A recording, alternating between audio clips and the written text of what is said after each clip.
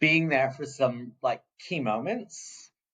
I've been lucky enough to, orchestrate countless engagements, baby moons, births, family reunions. When I was at the Calile, we actually helped one of our really regular guests put together a funeral celebration for the passing of his father.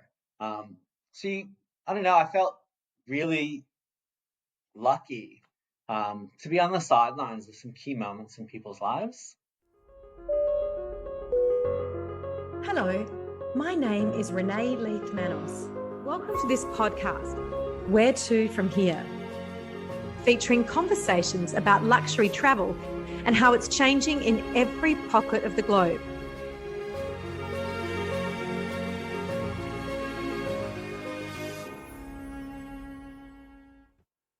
Hi guys, today we're going to Brisbane in Australia to talk to Rob Unson, who is very global, having worked all over Australia. He's from New York and he's also worked in Vietnam, in America and in Europe and the UK.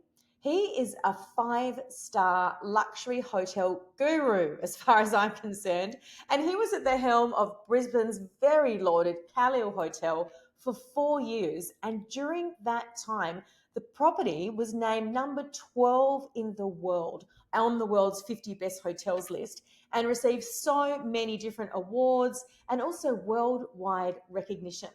And Rob has just overseen a $30 million renovation at Amora Brisbane, so he can tell us all about it. Welcome, Rob. Thank you so much, Renae. It's lovely to be chatting to you. Likewise. Now, what attracted you to luxury hotels in the first place? Because you've basically been in luxury hotels your entire career. Yeah, I wouldn't say I was attracted. I was kind of challenged. I was dating somebody at the time, and I had finished university and was kind of not really focusing on a career. And they kept saying to me, you need to have a direction, you need to have a focus. And I had a bunch of friends and stuff that were working in hotels around New York City, and I was like, oh, okay, I'll go and get a job at the Ritz-Carlton. And he was like, so you've gone from having no career to wanting to work at one of the best hotels in the world. He's like, you don't have any experience, you'll never get hired. And I guess for me, I like being told that I can't do something. Right. That's the impetus to make it happen. It was actually, the Ritz-Carlton New York was quite a unique property at that time. We had Broadway actresses living in the hotel that weren't from New York. So I'd be sitting there starting my shift 11 p.m. at night, and you've got all these people coming in from shows. Carol Burnett walked through the door and used to be like, hi, Rob. It was quite a surreal experience. I remember telling my mom and dad, who I used to beg to stay up and watch her TV show, I'm like, Carol Burnett knows my name. Wow. And was that it? Were you hooked by that sort of, mystique, if you like, and the celebrity awareness that you had? The celebrity awareness is lovely. It was more about being able to step in and out of people's lives on a regular basis, being there for some like key moments. I've been lucky enough to, orchestrate countless engagements, baby moons, births, family reunions. When I was at the Calile, we actually helped one of our really regular guests put together a funeral celebration for the passing of his father. I don't know, I felt really lucky to be on the sidelines of some key moments in people's lives. Yeah, that's beautiful. And it was interesting, I was going through your bio and I saw that you studied theatre, because you're referencing theatre actresses, but I have always seen hotels a lot like theatre. I grew up as a child performer, and for me, just the whole theatrics of luxury hotels, the set, if you like, the lobbies with the ceilings and the glitz and the glamour, and then the whole behind the scenes, which is vastly different and very much like theatre, totally disconnected in a lot of ways. When people go behind the scenes of a hotel or of a theatre, they're sometimes horrified saying, why does it look like this? Do you feel the same way, that there is a connection? 100%. I don't know if you're familiar with there's a stage play that was then made into a movie with Christopher Reeve called Noises Off. And it's 2 acts. And the first act is the onstage version of the show. And then Act Two, they flip the whole set, and you see everything going on behind the scenes to make it happen. Wow. The film version is really quite good. It was one of Christopher Reeve's final performances before his accident. Nicolette Sheridan from Knots Landing and a host of other shows was in it as well. And for me, Wow. that's really what hotels are. There's so much going on Oh, back of house, making yes. the magic come alive in No, front. absolutely. And there's even understudies. There's people who have to fill in because someone's unwell Oh, and remembering absolutely. lines, remembering people's names and what they like and all that sort of thing. Yep. And even for the guests, I think they we give them that chance to, like, you buy a ticket to go to the theater to escape into another world. And I think that's what we get to do in luxury hotels as well. Um, we'll have guests that stay with us on a really regular basis, and that's wonderful, and they know what to expect. And then you've got other people that will save up for 12 months or 2 years to escape into something that they watch on TV or they dream of. Um, and that's our responsibility and our job to give them that suspension of time and a step into a world that they don't necessarily get to have every day. Yeah, it's so true. So true. And tell me about some of your overseas experience. I mean, you have worked everywhere. I am going next week to one of the hotels you worked at in Vietnam, in Hanoi, the Sofitel, I believe. Correct. Yeah. Um, Vietnam was, I moved to Vietnam having only done interviews online. So I had never been to the property, had never been into the country. Uh, and I remember I packed my life up and flew from Melbourne and transferred through Saigon on my way to Hanoi. And just that stepping into another world when we landed in Saigon and I was transferring into the other airport and I'm like getting onto a plane that was very different to the flights that we would normally fly between Melbourne and Sydney. Um, and I had that moment of what have I done? Um, but it was wonderful. I mean, I remember landing in Hanoi and there was this whole team in this like beautiful traditional dress um, there to welcome me with these refreshing towels and like we were talking about earlier, just creating that experience that you get to step into um, and be a part of. And Hanoi at that stage in 2010 still was quite heavily influenced by what they had come out of um, from a communist influence, and so the country was still forming. But at the same time, there was still quite an influence from France. So you had these amazing, some of the best pastries I've ever had outside of. And wines, and Yeah, wines. absolutely. Um, and the people, the most giving, beautiful natured people, um, that would, they're so welcoming. It was a really, really incredible experience. And had I figured out a way to be able to transport back and forth between Melbourne and Hanoi really easily, so I could spend time with my husband on a more regular basis, I probably would have stayed there a lot longer than I did. Um, Yes. but yeah, it's a Yeah, no, I wonderful. understand. I love Southeast Asia. And that hotel, wasn't that the very place where the first movies were shown, the first Indochine movies were shown at the hotel, I think it was? And Charlie Chaplin used to stay there? Yeah, so there's two Sofitels in Hanoi. I beg So your you're pardon. talking about the Metropole, which is one of the legends, stunning, stunning property. And I was at Sofitel Hanoi on Westlake, along with um, there's like 5 or 6 Western hotels all around a lake. And while you're there, head over, and I recommend doing one of the swan boats.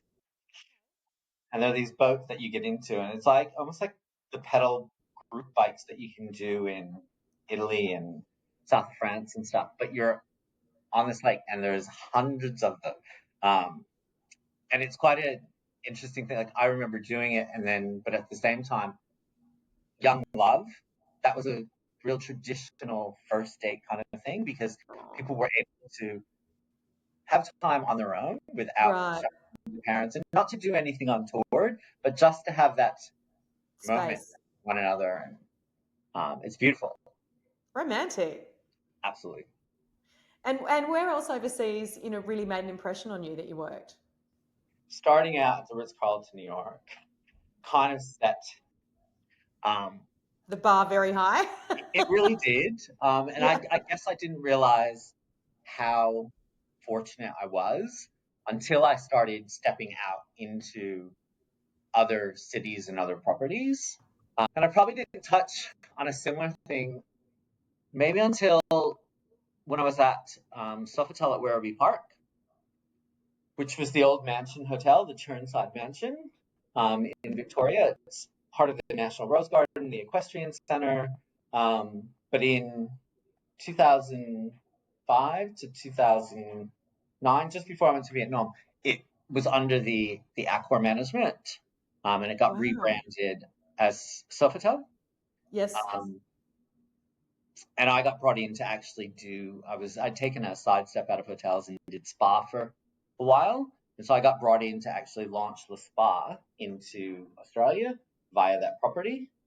And then driving into this historic house and again, creating some really amazing memories for people. Yeah. We did so many weddings at that property. There was the polo field and this historic house and the National Rose Gardens. Um, Cadbury's did the cancer Easter egg hunt every year on that Grand Lawn. Oh, Um, beautiful. Elton John, when he did his tour in late knots, so 2008, 2009, where it was supposed to be his final tour, and he went around and he did all these intimate concerts in vineyards and gardens. And he did it at the gardens in front of the historic house. So we created these 2-day package experiences. If you had bought a ticket, that you could come and stay at the hotel. And myself and the team, we all kind of arrived 5:36 a.m. on that Friday morning, and we were basically in the grounds until the package finished 4 days later because you couldn't get in or out because of all the traffic for the concerts and everything else. Yeah, it's a bit of a signature of your career by the sounds of it. Unique experiences.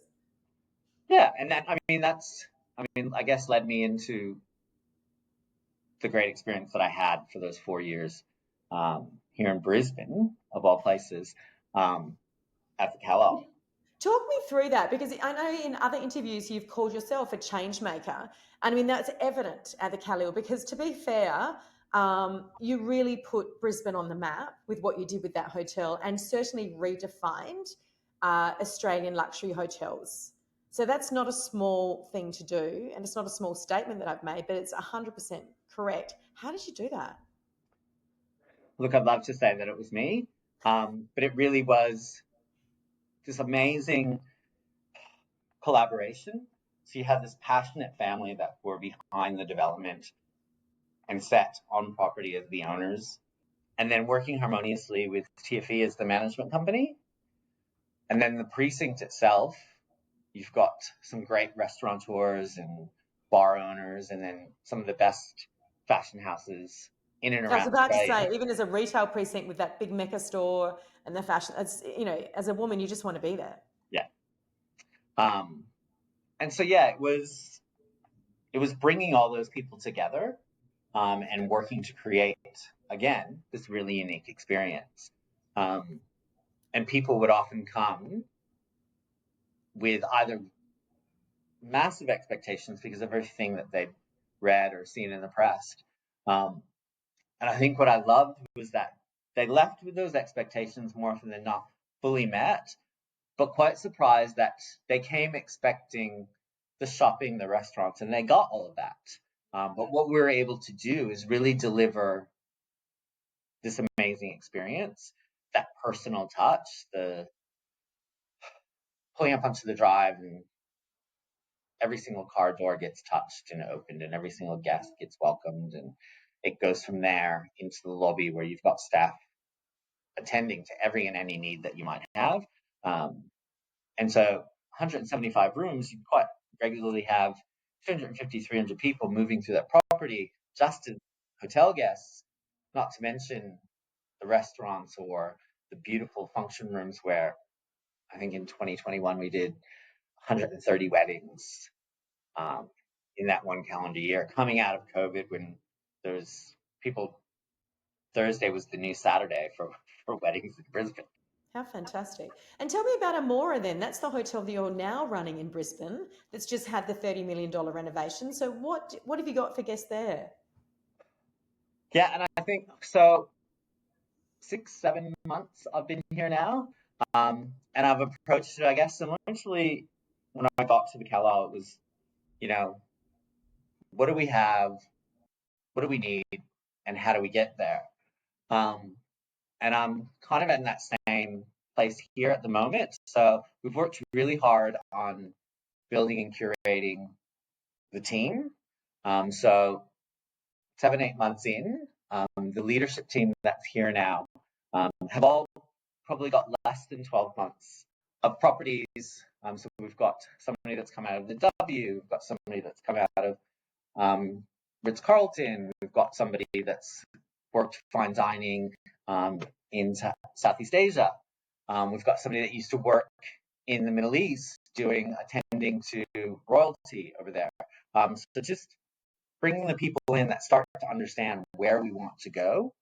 And then the next 12 months is really about, exploring where we can go. But again, it's not me going, this is what we're going to do. It's me sitting down with these people that we've brought into the team to figure out, this is where the owner would like to see us go. How do we help get there with what we've got here? So as you said, they spent 30 million, bought a building that's got really great bones, stripped it back to concrete, and really invested into the quality of the finishings that we've got here. And now we're trying to do that same thing with the people. So we've brought in some new people that are working really closely. We've got 2 or 3 people that have been here through the transition. So they were here with the previous management company. They worked through quarantine. They worked through the renovation. And it's great to have that perspective of what they've tried or trialed in the past, but are quite open to exploring, to giving something a go a second time, and working, again, collaboratively. Our owners are, again, a wonderful family out of Thailand that are really passionate about hospitality and have a vision to really grow their brand, both here and in Southeast Asia. And how does Brisbane fit into the Australian luxury scene? Because, you've been there a while now.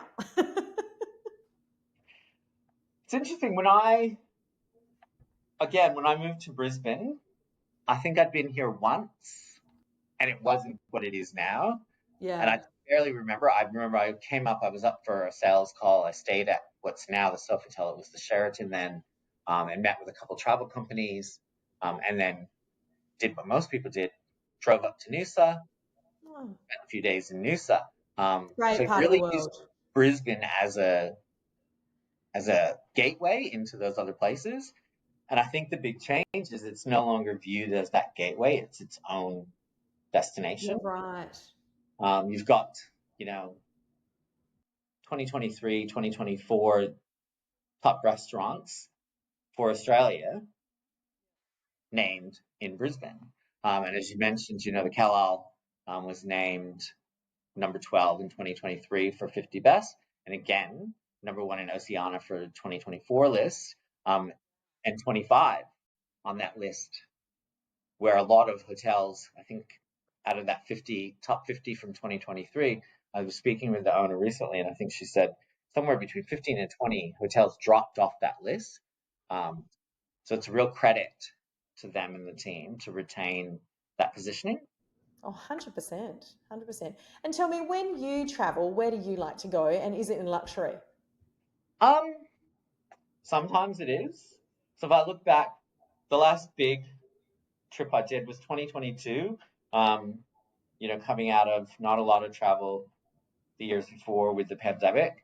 And so I was headed back to the States to see family, and then we had a friend's birthday in Greece. So we were traveling for 6 weeks all up. And 6 weeks staying in luxury hotels just isn't really an option. But I was lucky enough to start that trip at the Baccarat Hotel in New York.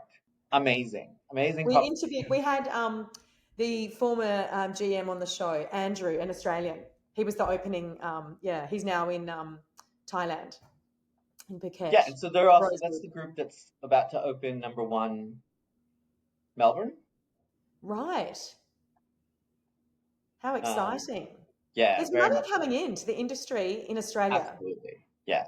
And I think that's where when you're asking, why is Brisbane? I think each capital city is kind of experiencing or trying out that luxury property.